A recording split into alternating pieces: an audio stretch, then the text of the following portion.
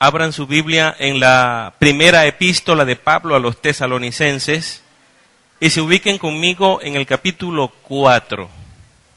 Primera epístola a los tesalonicenses, capítulo 4.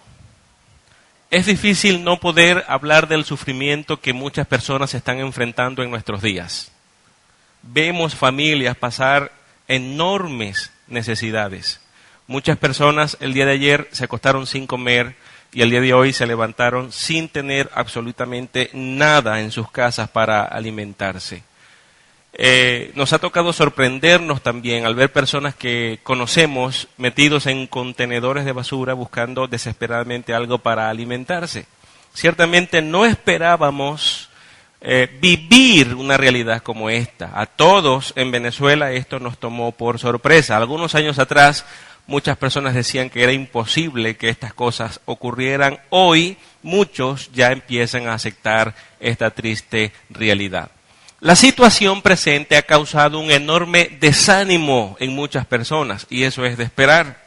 Nadie se alegra cuando le dan una mala noticia y tampoco nadie estalla de alegría si está pasando momentos muy difíciles. Lo más normal en la vida de una persona es que cuando enfrenta momentos críticos en su vida se deprime, se desanima, se llena de apatía, no alegrarse. Pensaríamos que una persona que se alegre en momentos muy triviales es una persona que está fuera de sí. Eso es lo que pensaríamos. Muchas familias no están enviando a sus hijos al colegio. ¿Las razones? Bueno, muchas familias no han podido comprar los útiles escolares a sus hijos y muchas otras no tienen para darles de comer y con hambre no pueden enviarlos a los planteles educativos. Muchos maestros están renunciando en los planteles educativos y se están yendo del país, así como muchas otras personas en otras áreas profesionales. Se han ido. Eso entonces sumerge a lo que nos estamos quedando en una profunda ansiedad y en mucha depresión también. Pero yo no quiero pasar el rato aquí hablando de gente que se deprime en la crisis. La Biblia habla de gente que en la crisis se alegra. La Biblia habla de gente que en la crisis crece, se proyectan y se hacen más fuertes. Cuando nosotros estudiamos la historia de la iglesia, algo va a saltar a la vista y es el sufrimiento de esta. La iglesia nació sufriendo. En el primer siglo, justo en el momento en que la iglesia nació, días después que el Espíritu Santo descendió sobre 120 personas reunidas en el aposento alto, se desató una terrible persecución en contra de esas personas. ¿Y qué ocurrió?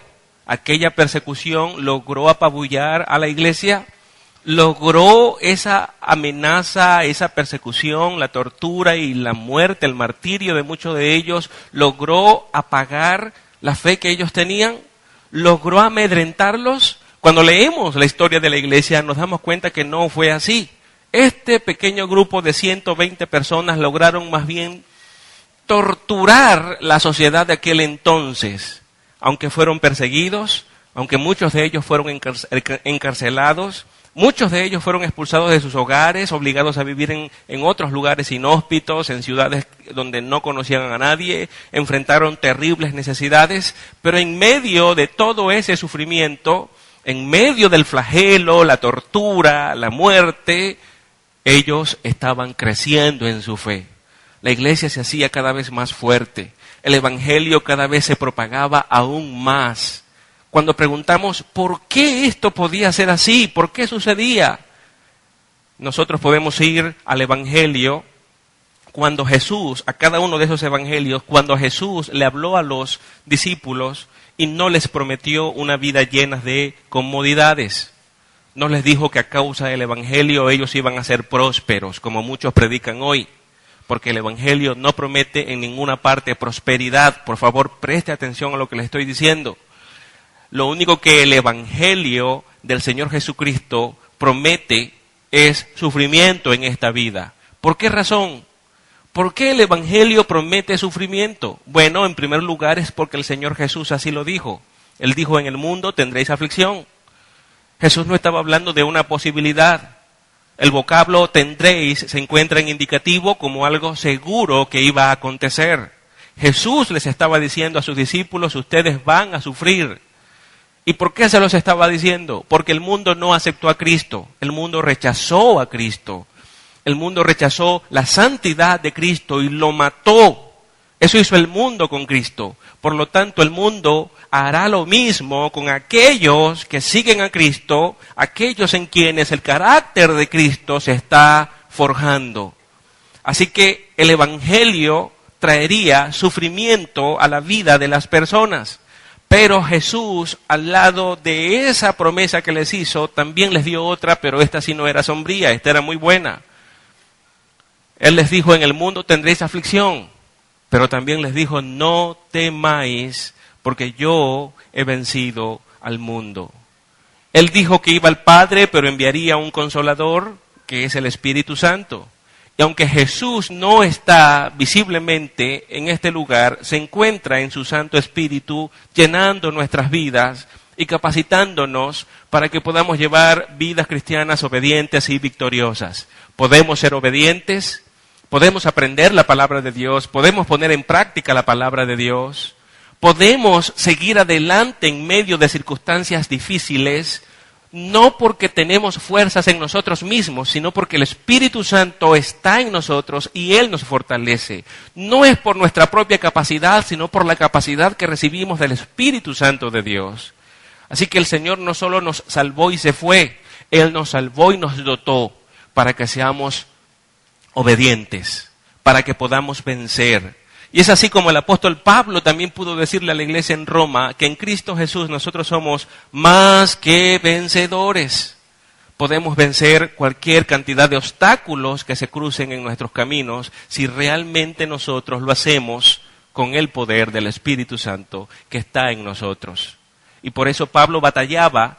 En cada batalla que tenía que participar no lo hacía con sus propias armas, no eran armas carnales las de Pablo, eran armas espirituales, aquellas que de Cristo él había recibido, dándonos ejemplo también que en nuestra vida, nuestras luchas deben ser libradas con el arsenal espiritual que Dios nos ha dado.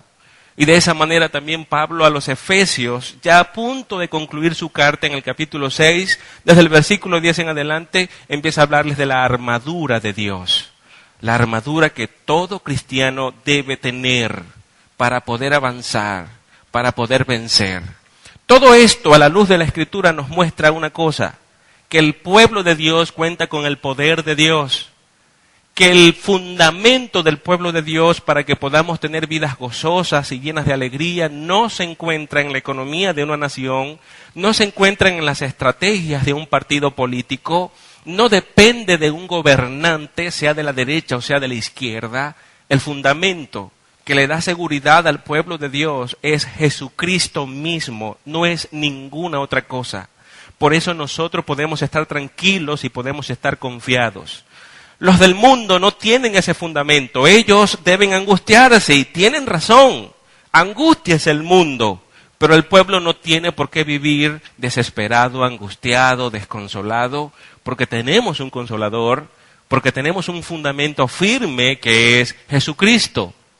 Estas eran las cosas que a Pablo lo llenaban de pasión en predicar el Evangelio cuando más oposición él encontraba. La Biblia nos dice que él fue odiado, fue golpeado muchísimas veces y estuvo encarcelado muchísimas veces. No obstante, esto no desanimó a Pablo, lo animó aún más a continuar predicando el Evangelio del Señor Jesucristo. En su segundo viaje misionero, él fue a Filipos y llegando a la ciudad fue puesto en la cárcel después de haber sido terriblemente flagelado. Un milagro del Señor, algo sobrenatural sucedió y un temblor hizo romper las celdas en las que él se encontraba con Silas y fueron puestos en libertad. De allí, Pablo, Silas y más tarde Timoteo, que se les unió en ese segundo viaje misionero, fueron a Tesalónica para predicar el Evangelio en ese lugar. Era costumbre del apóstol Pablo llegar siempre a las sinagogas de una ciudad y predicar el Evangelio primero a los judíos y luego a los gentiles. Así lo hizo en Tesalónica, Llegó a las sinagogas, comenzó a predicar el Evangelio, y la predicación del Evangelio de Pablo era tan impactante que incluso los griegos iban a las sinagogas para escuchar la enseñanza que él estaba dando. Ahora, escuche bien, en las distintas ciudades donde Pablo iba había crisis de muchas maneras, pero el objetivo principal de Pablo era predicar el Evangelio. Y ciertamente, algunas veces la iglesia tiene recursos para bendecir a las familias en sociedades donde hay problemas, bendecirles de muchas maneras. Pero la bendición más especial, la prioridad número 1, el mandamiento que Dios nos ha dado, nuestro enfoque, el camino que debemos seguir, nuestro único propósito debe ser siempre glorificar a Dios. Y para hacerlo, necesitamos como iglesia entender que la enseñanza de la palabra de Dios es nuestra principal tarea y no podemos reemplazarla por ninguna otra cosa. Así que Pablo, donde quiera que llegaba, él predicaba el Evangelio, no se dedicaba a ninguna otra cosa que a eso. Y entonces el apóstol Pablo enseñó en Tesalónica la palabra de Dios. No llegó a Tesalónica para ponerse a hacer ayudas sociales a las familias. Él trabajaba para alimentarse, eso nos enseña la Biblia, pero no se ponía a darle qué comer a la gente y a olvidarse de enseñar la palabra de Dios. Él sabía que Dios lo había enviado era a predicar el Evangelio. Ese es el mensaje más importante que la iglesia debe dar a conocer. Satanás, el diablo, quiere debilitar a la iglesia, quiere desorientarla, quiere desanimar al pueblo de Dios. Y él ataca con fuerza.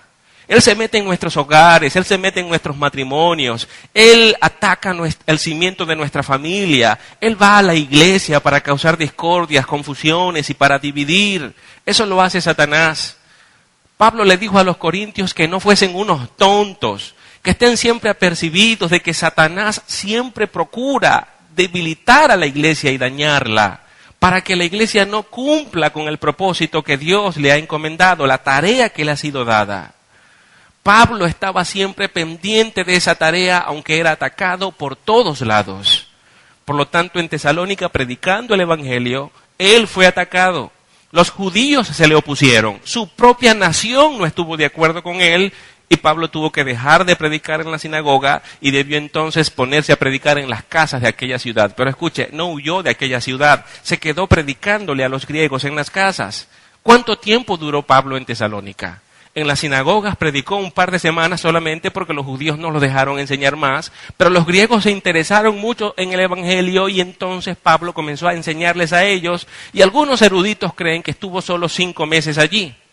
Ahora, quienes hemos trabajado en las misiones sabemos que no se puede levantar una iglesia en 5 meses, necesitas más tiempo.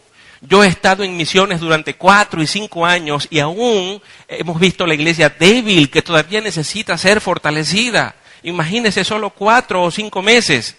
Pablo predicándole a Tesalónica en ese breve periodo de tiempo tuvo que salir furtivamente de esa ciudad porque los judíos levantaron una rebelión en su contra para que dejara de enseñar acerca de Jesucristo. Así que salió de la ciudad y se fue a otra llamada Berea. ¿Qué hizo Pablo? ¿Renunció acaso a su tarea? ¿Renunció acaso Pablo al Evangelio porque estaba siendo perseguido? Escuche, Pablo sabía qué hacer. Pablo era constructor de tiendas y esa era una profesión muy prometedora en su época. El comercio abundaba enormemente y hacía prosperar a las personas en un abrir y cerrar de ojos. Pablo podía renunciar al Evangelio, dedicarse a su profesión y comenzar a tener mucho dinero. De hecho, Pablo no venía de una familia pobre, él tenía incluso una buena posición social y de paso era muy respetado en la sociedad. Era uno de los hombres más estudiados en su época y más respetado por las personas más intelectuales de su época. Ese era Pablo. Y escuche, había tenido todo eso por basura para servir a Dios y para predicar el Evangelio y todo eso le trajo mucho sufrimiento. Aquello podía darle paz, tranquilidad y comodidad, esto le estaba causando problemas en su vida. Pero Pablo no le importó perder la comodidad y perder la paz, ser perseguido, ser encarcelado, golpeado, ser odiado. Pablo quería agradar a Dios.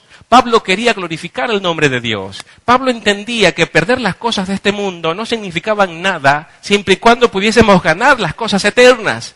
La vida de Pablo no estaba anclada a esta vida presente. La vida de Pablo estaba anclada a la eternidad. Y de esa manera nos da a nosotros un precioso ejemplo. Debemos tener nuestra vida anclada en cosas mejores. Son las cosas eternas que Dios nos ofrece en Cristo Jesús. Aunque perdamos todo en esta vida, hemos ganado todo en el cielo gracias a la obra de Cristo en la cruz del Calvario. Por lo tanto, debemos ser fieles en medio del sufrimiento, amados hermanos. El apóstol Pablo no renunció a su llamado, él se fue a Berea y allá continuó predicando el evangelio. Venía de ser perseguido y llegó a Tesalónica. Comenzó a predicar, el ministerio estaba creciendo, pero no lo dejaron continuar y tuvo que huir y llegó a Berea. En Berea, los hermanos que oyeron el evangelio y creyeron estaban ansiosos de conocer más y de estudiar más las escrituras, pero la turba que le había perseguido en Tesalónica se fue hasta Berea para perseguirlo allá también. Así que Pablo tuvo que huir de Berea y se fue corriendo a Atenas. ¿Y qué hizo entonces? ¿Ahora sí renunció Pablo? ¿Ahora sí dijo, me cansé, ya no puedo seguir más con esto, mejor me dedico a lo que yo sé hacer y a llevar una vida tranquila? No hay que estarse ganando problemas de gratis. Escuche lo que hizo Pablo. Llegó a Atenas y se fue al Areópago. Y todos sabemos lo que allí sucedió. Comenzó a debatir con los estoicos y con otros filósofos en esa ciudad. Y comenzó a enseñarles acerca del Dios desconocido. Y comenzó a presentarles el evangelio de salvación a ellos. Muchos se burlaron y se reían de él. Otros sencillamente sintieron curiosidad y dijeron, oye Pablo, tenemos que volverte a escuchar sobre ese evangelio que tú predicas. Pero no fueron muchos los logros ni muchos los frutos que estuvo allí. Y mientras estaba predicando en otra ciudad, en el corazón de Pablo estaban las otras ciudades donde él había predicado anteriormente. Pablo amaba la obra misionera. Pablo amaba las iglesias, amaba a los hermanos. Él sufría, él estaba pasando por situaciones muy difíciles, pero él amaba la iglesia y no renunciaba al llamado que Dios le había hecho. Todo esto como consecuencia del amor que ya él sentía hacia Dios. El Espíritu Santo de Dios fortaleciéndolo y guiándole en todo. Ahora bien, estando en Atenas, él mandó a llamar a Timoteo y a Silas, que los había dejado en Berea para que siguieran atendiendo a los hermanos de allí mientras él huía porque la persecución era en su contra. Timoteo y Silas llegan a Atenas y reciben instrucciones de Pablo. Le dijo Pablo a Timoteo, Timoteo, estoy preocupado por la iglesia en Tesalónica. Recuerda que llegamos a esa ciudad y solo les predicamos el evangelio durante un periodo de 4 o 5 meses. Es una iglesia muy joven y están siendo perseguidos, Timoteo. Nos vinimos y los que nos hostigaban a nosotros, ahora los están persiguiendo a ellos. Así que Timoteo, te pido, vuelve a la ciudad, corre, porque ellos allá están sufriendo, están pasando hambre, están pasando necesidades, les está yendo muy mal. Necesito que vayas y atiendas a esta iglesia. Así que envió a Timoteo a Tesalónica y probablemente a Silas lo envió de regreso a Filipos. Pasa un tiempo y Pablo se va a la ciudad de Corintios para predicar el evangelio en ese lugar. Y estando con ellos allí, llega Timoteo de Tesalónica para darle a Pablo el informe de aquella iglesia joven, inmadura podría decirse, que estaba enfrentando una situación muy difícil. ¿Cómo una iglesia tan nueva en el conocimiento de Dios podría soportar una turba de personas hostiles al evangelio? Debió haberse extinguido aquella iglesia. Pero cuando Timoteo llegó con el informe, su reporte era extraordinario. Aquel informe inundó de alegría el corazón de Pablo. Y aunque no lo vi en ninguno de los libros que consulté, estoy seguro que lloró de la alegría. Porque Timoteo le dijo a Pablo, Pablo, ¿sabes algo? Me fui con la misma carga que tú me pusiste, pensando en el sufrimiento de la iglesia, creí no conseguir a nadie, pero ¿sabes algo? Cuando llegué a Tesalónica y busqué a los hermanos, me encontré con una agradable sorpresa. Y era que estos hermanos tomaron las pocas doctrinas que tú le enseñaste y se las estudiaron y las profundizaron aún más. Y en medio del hambre, la pobreza, la persecución, las amenazas, la tortura y el martirio, ellos han crecido en las enseñanzas que tú les diste, Pablo. Son una iglesia que recibieron poca enseñanza de ti en muy poco tiempo, pero ellos perseveraron. Entonces el corazón de Pablo se llenó de alegría. Ahora, eso no solo había sucedido, había cierta confusión en la iglesia en Tesalónica sobre la segunda venida de Cristo. Recuerde, una iglesia nueva, falsos maestros se levantaron, como era de esperarse, y comenzaron a enseñar cosas torcidas de la segunda venida de Cristo. Algunos cristianos habían muerto, ellos no sabían qué iban a pasar, si Cristo no ha venido y ellos se murieron, ¿ahora qué va a pasar con ellos? ¿Se van a perder? Se preguntaban los hermanos en Tesalónica. Y una tercera cosa que estaba sucediendo era que aquella turba de gente odiosa que odiaba a Pablo, le dijeron a la iglesia que Pablo los odiaba a ellos. Le dijeron, ¿saben algo? Pablo a ustedes no los quiere, ni se preocupa por ustedes, ni se interesa en ustedes. Y les vamos a decir por qué. Porque cuando la persecución comenzó aquí en la ciudad, en lugar de quedarse con ustedes para enfrentar esta situación, se fue, huyó y los dejó a ustedes metidos en un mar de problemas. Eso no es amor. Él no está interesado en ustedes. Timoteo también les dijo esas cosas a Pablo. Así que entonces Pablo, él escribe la primera carta y lo hace con 3 propósitos principales. El primero de ellos era defender su propio ministerio allí. Pablo envía la carta para hacerles saber que él les ama, que él ora por ellos, que ellos están en el centro de su corazón, que están muy interesados en ellos y que él está pendiente de ellos, no los ha abandonado. En segundo lugar, les escribe la primera carta para clarificar la verdad acerca del regreso de Cristo. ¿Qué pasa con las personas que mueren y Cristo no ha venido? ¿Se pierden ellos? Pablo les enseña que no, que ellos serán levantados, resucitarán cuando Cristo venga y los que estén vivos, sus cuerpos serán transformados. Esa es una esperanza bienaventurada. Pablo aprovecha esa pequeña enseñanza de escatología para decirles que aunque la iglesia puede estar atravesando por situaciones muy difíciles, la esperanza de la iglesia no puede ser apagada. La esperanza de la iglesia es bienaventurada, porque la esperanza de la iglesia está cimentada en las promesas de un Dios que es fiel, que cumple su palabra y que cumple sus promesas. Y amados hermanos, esa verdad no solamente es para nosotros, para los de Tesalónica, esa verdad también es para nosotros y para cualquier iglesia en la actualidad, en todo el mundo. Podemos tener esperanzas en una sociedad tan degradada como la que estamos viviendo, con tantos problemas en todos los niveles. Podemos levantarnos cada mañana con corazones esperanzados y agradecer a Dios porque Él nos ha dado, como dijo Pedro, preciosas y grandísimas promesas. También les escribe para alentarlos a llevar vidas santas. Así que fueron esos 3 propósitos: defender su ministerio, clarificar la segunda venida del Señor y alentarlos a vivir cada vez más en santidad. Y dentro de este marco del tercer punto es donde yo quiero desarrollar el punto que hoy me he propuesto enseñar. Y es que el compromiso que la iglesia tiene con Dios es crecer en santidad, así los tiempos sean difíciles. Y tomé el ejemplo de una iglesia joven que creció en santidad, que creció en conocimiento de Dios en tiempos muy difíciles. Y déjeme decirle algo, si empezamos a hacer comparaciones de la iglesia bautista Palabra de Vida con la iglesia en Tesalónica, le aseguro que ninguno de nosotros quisiera irse a congregar en la iglesia en Tesalónica. Aunque no podamos encontrar harina pan, aunque no encontremos arroz, aunque todo cada vez está más costoso y el sueldo menos alcanza, le aseguro que usted diría, no, prefiero quedarme en Palabra de Vida en lugar de irme a Tesalónica. Porque allá no solo el dinero no les alcanzaba, ellos no tenían dinero porque tenían que estar huyendo todo el tiempo, tenían que estar escondiéndose, no podían salir a trabajar.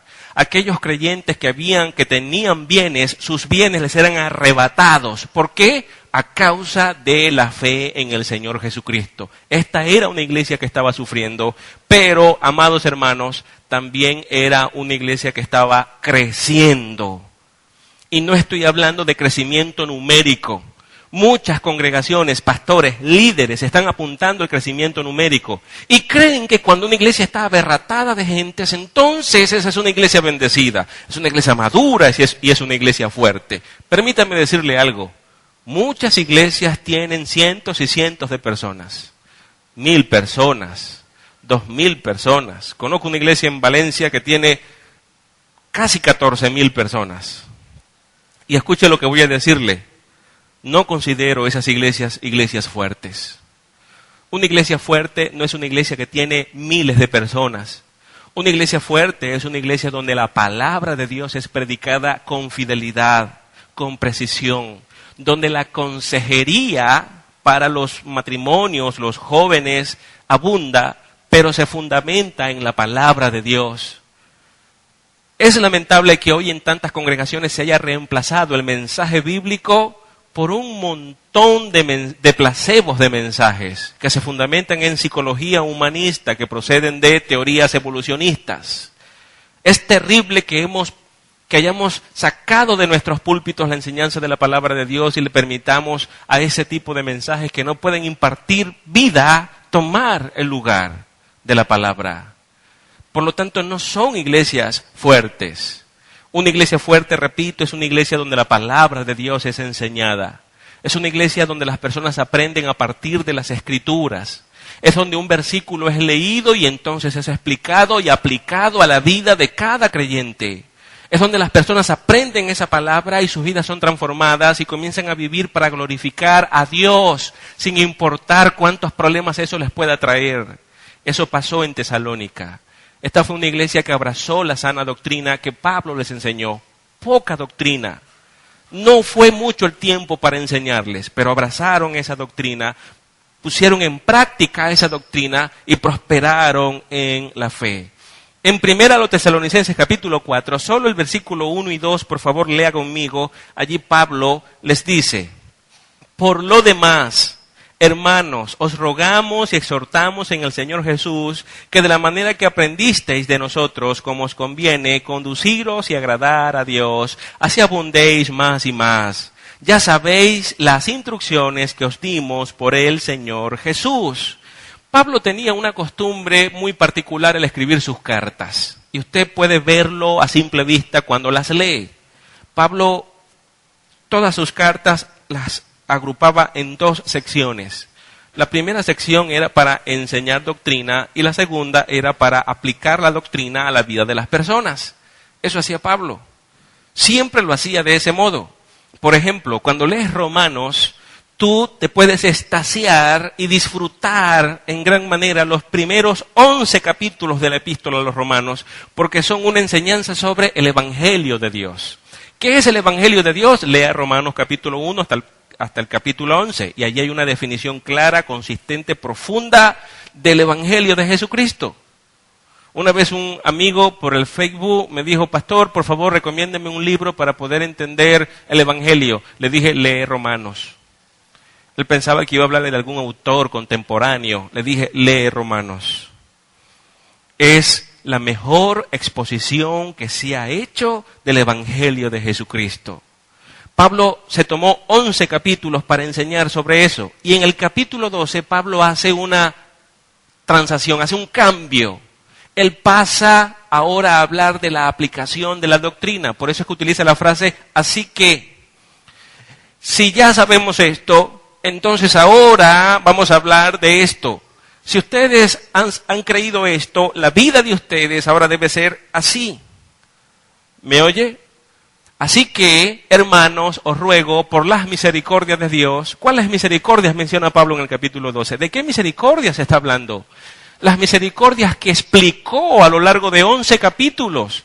Pablo habló de todo lo que es el Evangelio, la elección, la predestinación, la justificación, la santificación, glorificación. Todo eso fue explicado en 11 capítulos anteriores.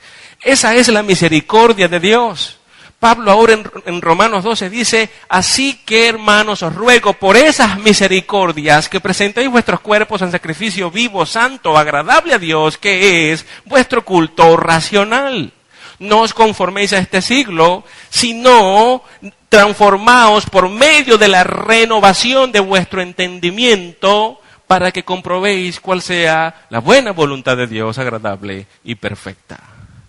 Entonces es una transformación de la mente por medio del conocimiento adquirido de la doctrina bíblica, de la palabra de Dios. Pablo llamó a los romanos al crecimiento.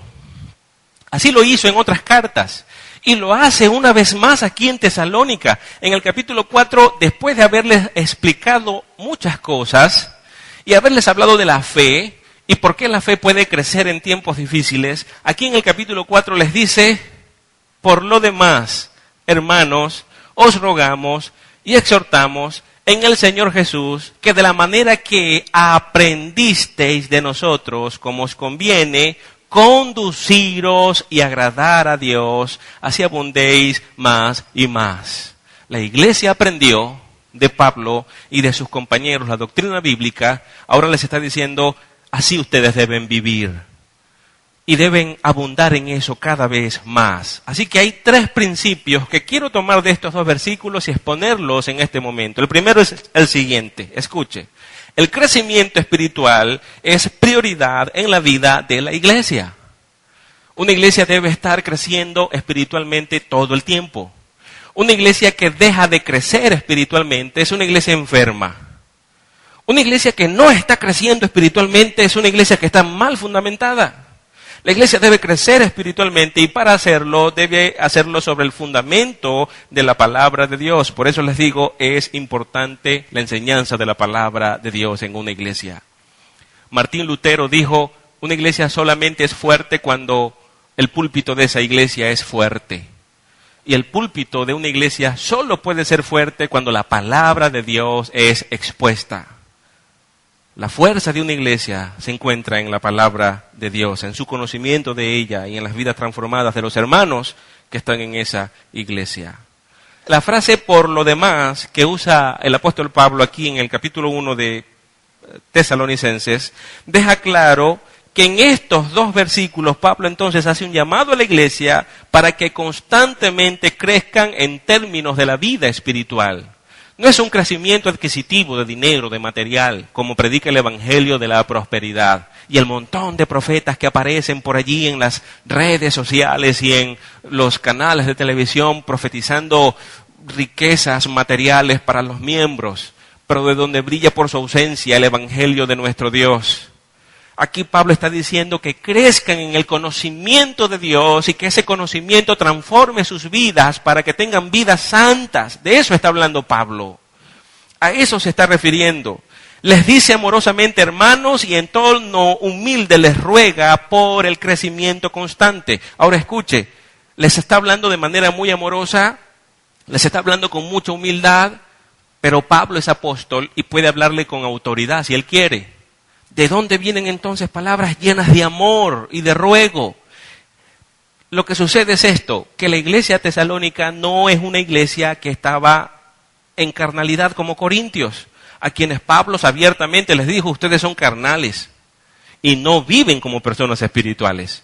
Y luego en 2 Corintios capítulo 13, versículo 5 les dice a los corintios: miren, ¿saben una cosa? Evalúen la fe de ustedes a la luz de la Biblia, porque ustedes están viviendo como incrédulos, no como creyentes, les dijo Pablo a los corintios. Pero a los tesalonicenses les habla con amor, les habla con cariño, y no les está diciendo que se arrepientan, ni les está diciendo que corrijan algo en sus vidas, les está diciendo: ustedes han crecido, pero ¿saben algo? No se olviden de seguir creciendo. No es suficiente nunca en nuestra vida cristiana, hermanos. No te consideres nunca que has llegado a un nivel insuperable de santidad en esta vida. Porque la santificación es algo constante mientras estemos en este cuerpo.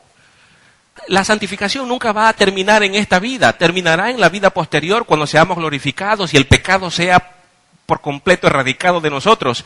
Pero mientras estemos en esta vida, debemos estar creciendo constantemente. Debemos ir a mayores niveles de madurez. Ese es el llamado que Dios nos está haciendo. La voluntad de Dios es nuestra santificación, enseña la palabra.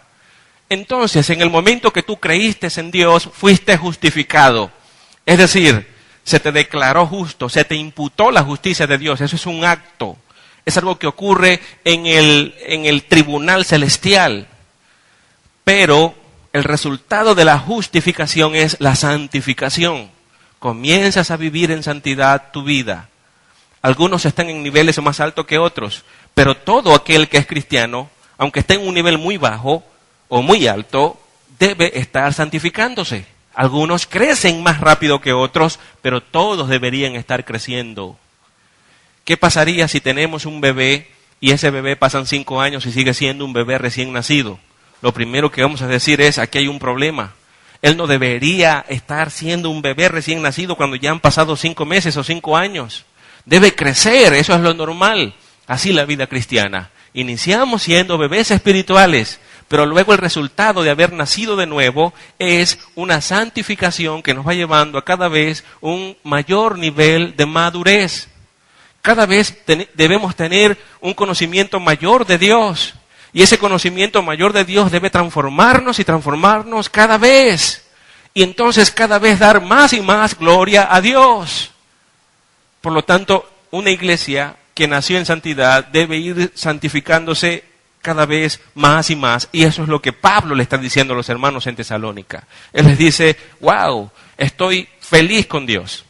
Le doy gracias a Dios por ustedes. La fe de ustedes ha abundado. Ustedes de verdad que han perseverado en la doctrina que les enseñé cuando estuve con ustedes. Pero ¿saben algo, amados hermanos? No se queden con eso. Esfuércense, sigan batallando, sigan creciendo en la fe, sigan creciendo en el conocimiento de Dios. Ese es el mensaje que les da Pablo ahora.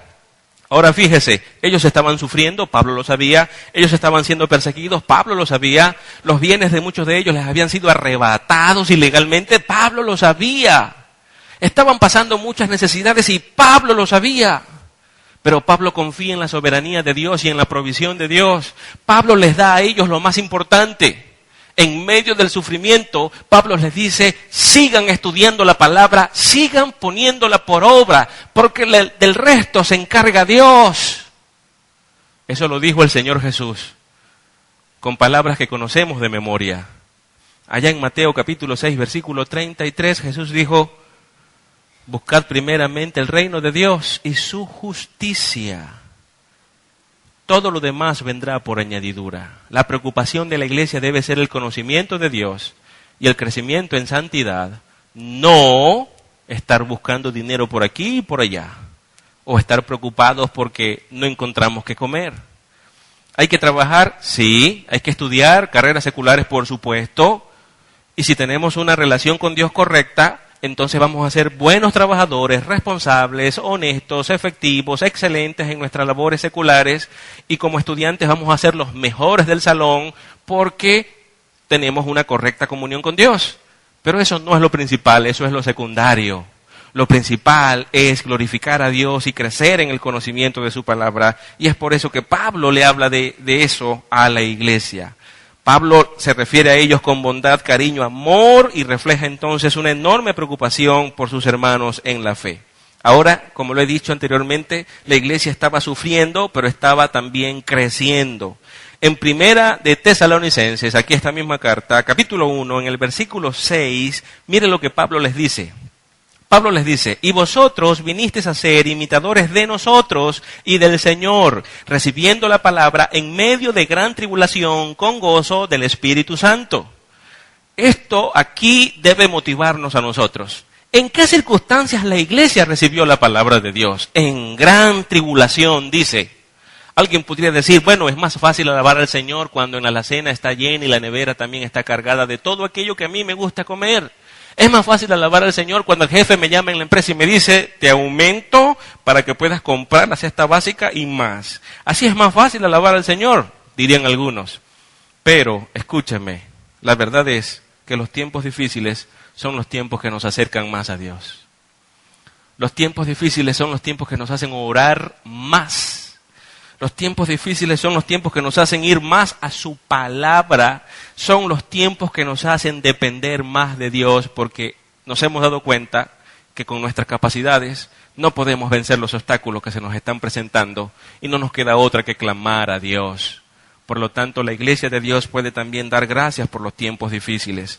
Tesalónica recibió la palabra en medio de gran tribulación, según dice Pablo acá, y lo hizo con gozo. del Espíritu Santo. Fíjese bien, no dice con gozo porque las circunstancias eran agradables. No dice con gozo porque el gobierno estaba llevando una buena administración. Dice con gozo del Espíritu Santo. Las Escrituras, reiteradas veces, nos recuerdan que el gozo del cristiano no es el resultado de las circunstancias. El gozo del cristiano es una cualidad del fruto del Espíritu que está obrando en nuestra vida. Si tu comunión con Dios está caminando bien, si realmente el Espíritu Santo está en ti y está controlando tu vida, entonces vas a tener gozo. ¿Me oyes? Es un gozo como resultado de lo que el Espíritu Santo está haciendo en ti. No es que te alegras porque te está yendo mal, no. Estás gozoso porque aunque te está yendo mal, tu fundamento es Dios y confías en Él y por eso tienes gozo. El Espíritu Santo de Dios te alegra, recordándote las verdades bíblicas de que Dios es fiel, cumple su palabra, cumple sus promesas, inició un plan, nada va a derribar el plan de Dios, el plan va a ir cumpliéndose tal cual Dios ha querido que se cumpla y nosotros que somos sus hijos nos encontramos dentro de ese plan inquebrantable de Dios. Y eso produce mucho gozo. La iglesia en Tesalónica estaba en medio de gran tribulación. Esto es sufrimiento severo. Ese sufrimiento comenzó cuando Pablo les predicó por primera vez. Y eso usted lo puede ver en Hechos capítulo 17. Puede apuntar la cita para que lea en su casa. En Hechos 17 se nos cuenta la historia cómo Pablo llegó a Tesalónica, cómo predicó y cómo la turba se enardeció y se le opuso. Es muy probable que los judíos intensificaran la persecución sobre la iglesia de Tesalónica después que Pablo y sus compañeros salieron huyendo de aquella ciudad. En esta primera carta a los tesalonicenses, en el capítulo 2, versículo 14 y versículo 15, también dice Pablo, y escuche, porque vosotros, hermanos, vinisteis a ser imitadores de las iglesias de Dios en Cristo Jesús que están en Judea, pues habéis padecido de los de vuestra propia nación las mismas cosas que ellas padecieron de los judíos, los cuales mataron al Señor Jesús y a sus propios profetas y a nosotros nos expulsaron. ¿Cuáles fueron las cosas que sufrieron las iglesias que estaban en Jerusalén? Ellos fueron torturados, perseguidos, martirizados, expulsados de la ciudad, se les arrebataron sus casas, fueron echados de sus familias. Así que si los tesalonicenses padecieron las mismas cosas que ellos, significa que ellos estaban viviendo estas cosas. ¿Me oye? ¿Cuándo usted y yo hemos vivido algo como esto? Es verdad que nos ha tocado hacer una colita ahí en el sol para comprar medio kilo de azúcar. Pero estas cosas no las hemos vivido nosotros, hermanos. Es verdad que ya no estamos comiendo como antes comíamos. Pero no estamos viviendo estas cosas. Y esta iglesia abundó en fe y creció en medio de la persecución.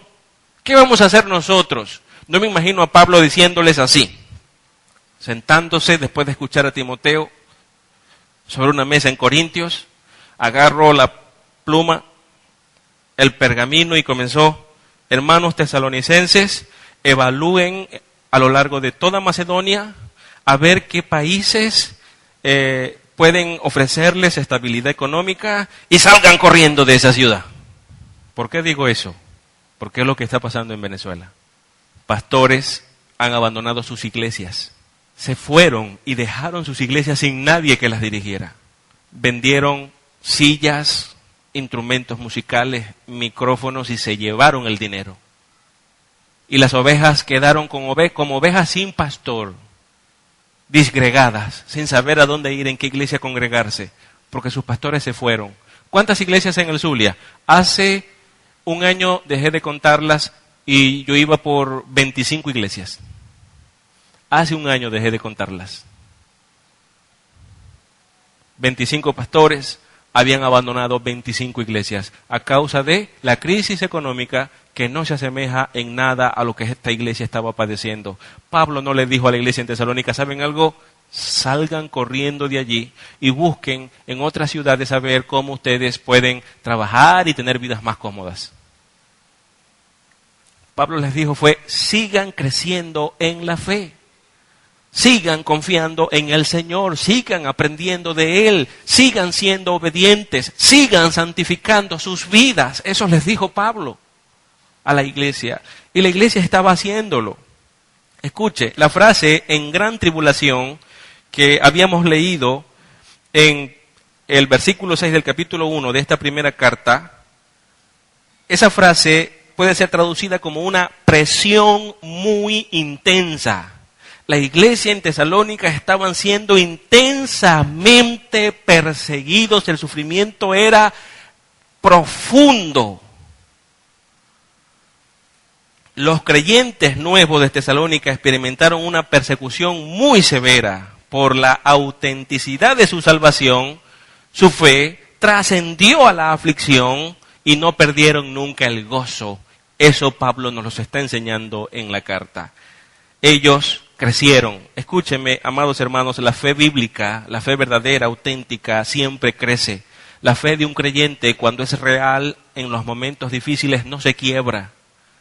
La fe verdadera crece. Eso dice Santiago en el capítulo número 1 de su carta. Cuando le dice a las iglesias para ese entonces judías, les dice, hermanos, tened por sumo gozo cuando os halléis en diversas pruebas, sabiendo que la prueba de vuestra fe produce amargura, produce resentimiento, depresión, desánimo, ganas de renunciar a todo y dejarlo botado, irnos a otro país sin importar cómo nos vaya a ir. No, eso no fue lo que dijo Santiago. Santiago dijo, la prueba de vuestra fe produce paciencia. A la paciencia de que Santiago se estaba refiriendo era a ese aguante, a esa capacidad de saber esperar en Dios en tiempos difíciles y no dejarnos llevar por las emociones, la convulsión de las emociones que muchas veces tenemos a causa de las circunstancias difíciles y comenzamos a tomar decisiones impulsivas y no pensamos ni en el crecimiento espiritual, ni en el matrimonio, ni en los hijos, ni en la familia, sino que lo primero que pienso es salir corriendo como loco de este país, llegar a otra parte, ponerme a trabajar para ganar mucho dinero, pero estoy destruyendo mi matrimonio y destruyendo mis hijos y destruyendo mi hogar. No importa, más dinero es importante. ¿Qué locura es esa, hermanos? Eso es lo que muchas personas han estado haciendo hoy. Una esposa y unos hijos solos durante 8, 9 meses. ¿Y el esposo dónde está? En algún lugar de Perú. Yo entiendo las necesidades, también soy padre de familia, tengo un hogar, tengo una esposa y tengo unos hijos también y vivo en este país. Pero las decisiones impulsivas no son sabias, hermanos. Detenernos y evaluar la situación y hacerlo a la luz de la palabra, no de aquello que me conviene, a la luz de la palabra, a la luz del consejo de Dios que nunca se equivoca. Evaluar la situación y ver qué decisión voy a tomar que esté en armonía con lo que la palabra me enseña. Es así como debemos hacerlo. No buscar solamente el bien nuestro desesperado, sino pensar como familia. Tengo una esposa y tengo unos hijos y soy responsable ante Dios por ellos. No puedo salir corriendo como loco y dejarlos a ellos aquí. Y pensar que lo único que ellos necesitan de mí es que les envíe dinero. No es lo único que tu familia necesita de ti. Tu presencia es muy importante en el hogar. Así que las cosas hay que pensarlas bien antes de tomar una decisión como esa de salir del país. No estoy diciendo que no salga del país. Estoy diciendo que evalúes las cosas a la luz de la palabra de Dios. Y procura honrar a Dios en primer lugar, siempre, con cada decisión que vayas a tomar. Aquí la enseñanza de Pablo fue netamente espiritual para esta iglesia. En la segunda carta, porque vuelve a escribirles otra vez, capítulo 1, versículo 3 y 4, segunda Tesalonicenses, capítulo 1, versículo 3 y 4, Pablo les dice, debemos dar gracias a Dios por vosotros, hermanos, como es digno, por cuanto vuestra fe va creciendo y el amor de todos y cada uno de vosotros abunda para con los demás. Tanto es así que nosotros mismos nos gloriamos de vosotros en las iglesias de Dios por vuestra paciencia y fe en todas vuestras persecuciones y tribulaciones que soportáis. Pablo los elogia.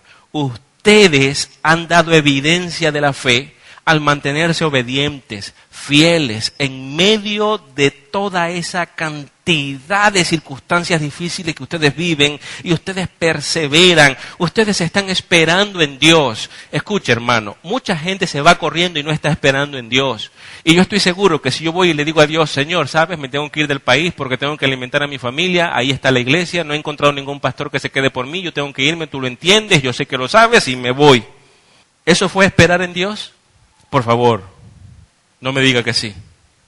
Eso no es esperar en Dios. Eso no es confiar en Él. Dejar todo botado a la primera y salir corriendo no es confiar en Dios. Pablo exalta a esta iglesia porque en medio de las persecuciones ellos estaban perseverando, ellos tenían gozo y estaban creciendo. La respuesta de los tesalonicenses a la persecución y el sufrimiento, por supuesto, fue el gozo como resultado de la obra del Espíritu Santo en sus vidas. En medio del sufrimiento o en medio de la paz y la tranquilidad, la iglesia siempre debe crecer y debe hacerlo más y más y más. Una iglesia jamás debe conformarse con el crecimiento alcanzado. La iglesia debe procurar un crecimiento mayor cada vez más en su vida. En primera a los Tesalonicenses capítulo 4 versículo 1, que es el texto que nos ocupa, Pablo dice: por los demás hermanos os rogamos y exhortamos, así abundéis más y más, crezcan más, maduren más, santifiquen más su vida, tengan un mayor conocimiento de Dios. Ese término abundéis significa tener suministros amplios, desbordarse, existir en cantidad total, estar sobre, estar por encima y por alrededor, estar todo el tiempo avanzando. La idea de Pablo para los tesalonicenses y para nosotros hoy es esta, escuche: sean extraordinarios, sean incomparables, sobresalgan a un nivel cada vez más alto. Eso es lo que Pablo está diciendo. La prioridad entonces que Pablo nos presenta aquí es que el progreso espiritual debe ser motivado por el deseo de conocer más y más a Dios, como el salmista escribió en el capítulo 42, versículo 1 del libro de los Salmos. Como el ciervo brama por las corrientes de las aguas, así clama por ti, oh Dios, el alma mía. ¿Cuál debe ser nuestro mayor deseo? Hermanos, conocer más a Dios. Debe ser el mayor deseo. Conocer más a Dios, tener una comunión más de cerca con Él. La búsqueda del conocimiento de Dios es el componente básico del crecimiento espiritual. Entonces recordemos este primer punto. El crecimiento espiritual es prioridad en la vida de la iglesia. Y número 2, el crecimiento espiritual cuenta con el poder y principios divinos. Te pregunto, ¿puedes crecer espiritualmente en medio del sufrimiento como lo hizo la iglesia tesalónica? La respuesta directa, clara, es esta: sí. ¿Por qué? Porque los tesalonicenses no crecieron con sus propias fuerzas humanas. Ellos crecieron porque tenían la fe que Dios les había dado, la fe auténtica. El Espíritu Santo de Dios les guiaba. Y nosotros no somos distintos a ellos en eso. Tenemos la misma fe, tenemos el mismo Espíritu Santo, por lo tanto podemos crecer como ellos crecieron. La diferencia entre ellos y nosotros es, claro, la cultura, la historia, y que el sufrimiento de ellos era terrible, no como el de nosotros. Pablo les dice en la parte B del versículo 1 de 1 Tesalonicenses 4, les dice: en el Señor Jesús, que de la manera que aprendiste de nosotros, como os conviene conduciros y agradar a Dios. Pablo les está diciendo que la manera de obedecer es en Cristo. El poder para obedecer viene de Cristo. Eso está diciendo. Cristo se encarga de santificar a su iglesia. La Biblia enseña dos cosas. Tú eres responsable por tu santidad. Pero también enseña la Biblia que Dios mismo nos santifica a través de Cristo. Ahí en primera a los Tesalonicenses, capítulo 3, versículo 12, Pablo dice: el Señor os haga crecer y abundar en amor unos para con otros. ¿Quién nos hace crecer? El Señor. Eso es lo que dice Pablo aquí. ¿Quién nos hace abundar en amor unos para con otros? El Señor nos hace abundar, pero también es nuestra responsabilidad, también nosotros debemos esforzarnos. Por eso les hablé de Romanos 12, donde Pablo dice que nosotros debemos vivir conforme a las cosas que de la palabra aprendemos. Así que tenemos el poder de Cristo para crecer, para obedecer. Por lo tanto, el crecimiento espiritual no se encuentra sobre un vacío.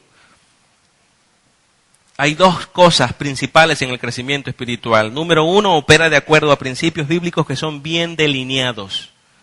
Y nosotros debemos conocer esos principios bíblicos.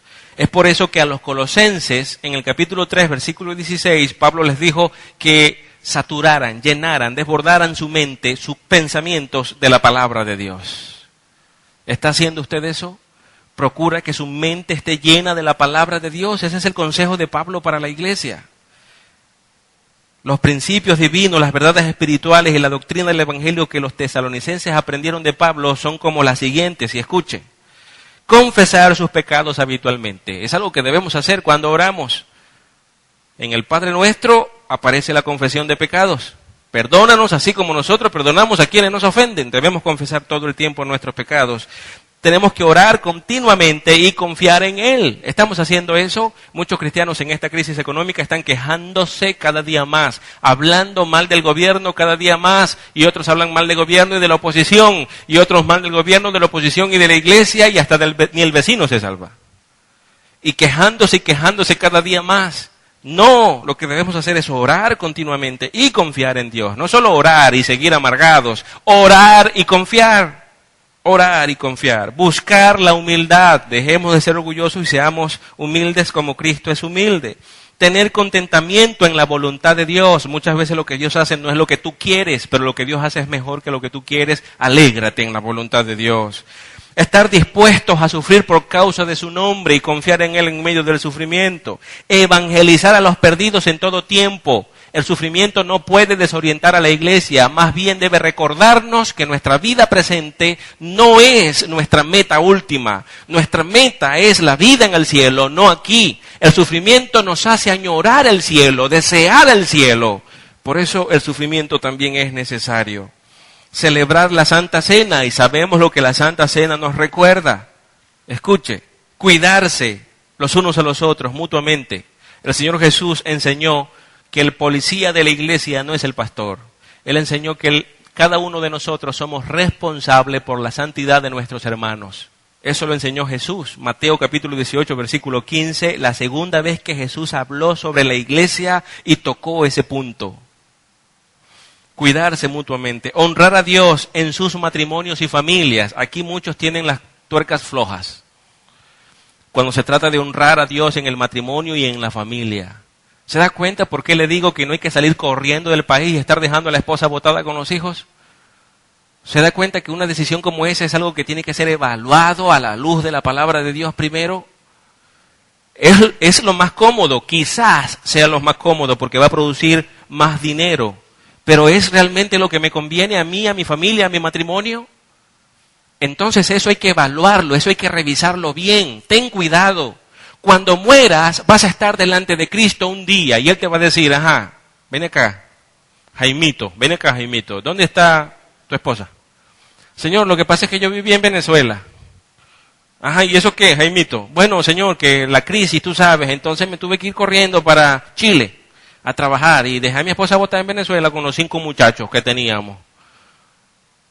Jaimito, ¿y cómo hacías para dirigir a tu familia en el conocimiento de la palabra cuando esa es una responsabilidad que yo te di? ¿Cómo hacías para estar pendiente de la santidad de tu esposa y de tus hijos, que era una responsabilidad que yo te di, Jaimito? ¿Qué le vamos a responder a Dios? Lo que le respondemos al pastor. Ah, no, pastor, entiende que uno tiene que trabajar para mantener a la familia. Sí, así responden los que no han entendido que la mayor riqueza es vivir para Dios en esta tierra. Que flaquean cuando una ola pequeñita nos cubre y ya están corriendo y saltando para todos lados. Dios nos llamó a honrarlo a Él, no honrarnos a nosotros mismos. Ama a tu esposa y ama a tus hijos. Y ese amor tiene que ser conforme la Biblia dice. el amor por tu esposa tiene que ser, ¿sabes cómo? Te voy a poner el estándar, porque el Señor nos puso un estándar. Hay un estándar, pudo haber sido aquí o pudo haber sido aquí o quizás un poco más alto. Jesús, inspirando a Pablo, le dijo, enséñale esto a los esposos. Y le dio la enseñanza. Así que Pablo fue entonces y le escribió a los Efesios, capítulo 5, versículo 24 en adelante. Y les dijo a los esposos en Efesios y a nosotros hoy aquí. Así, esposos, ¿ya ustedes han aprendido cómo amar a sus esposas? Por si acaso no, escuchen, ustedes deben amar a sus esposas tal cual, igualito, similar, así como Cristo amó a la iglesia. ¡Wow! Yo me paro a ver el estándar y no logro verlo, hermanos. Se pierde de vista el estándar que Jesús nos pone a los esposos. ¿Sabe qué hizo Cristo por la iglesia? Dio su vida. Literal, murió por ella. Perdonó todos sus pecados, todos, sin excepción de ninguno. Me detengo solamente en esos dos, porque si sigo, los hombres aquí nos vamos a desmayar. Tenemos que amar a nuestras esposas al punto de dar nuestras vidas por ellas, y tenemos que perdonar sus fallas. Todas. Porque así es como Cristo ama a la iglesia. Y Cristo no deja a su iglesia. Él está con la iglesia. Así la ama. Nos vamos a ir corriendo para otro país y vamos a dejar a nuestras esposas un montón de meses aquí botadas, solas. Tenga cuidado, hermano. Porque como esposos, delante de Dios somos responsables. Y cuando crecemos en la fe, crecemos en esas cosas. Crecemos en la oración, crecemos en el conocimiento de Dios, crecemos en la adoración, crecemos honrando a Dios, cuidándonos mutuamente, pero crecemos amando más a nuestras esposas también. Los tesalonicenses crecieron amando más a sus esposas. ¿Está usted creciendo en amor por su esposa? Responda a esa pregunta ahí en su corazón. Y si no, arrepiéntase y corríjase, por favor. Y esto sigue, pero concluyo con el 3 porque el tiempo se me fue. El crecimiento espiritual es la instrucción del Señor Jesús para su iglesia. Así que son 3 puntos que he presentado. Número 1, el crecimiento espiritual es prioridad en la vida de la iglesia. Número 2, el crecimiento espiritual cuenta con el poder y principios divinos para que pueda ser cierta. Y número 3, el crecimiento espiritual es la instrucción del Señor Jesús para su iglesia. ¿Por qué tenemos que crecer en todas esas áreas? ¿Por qué? Por esta razón. Cristo lo ha mandado. No es una opción. Él no nos pone a escoger.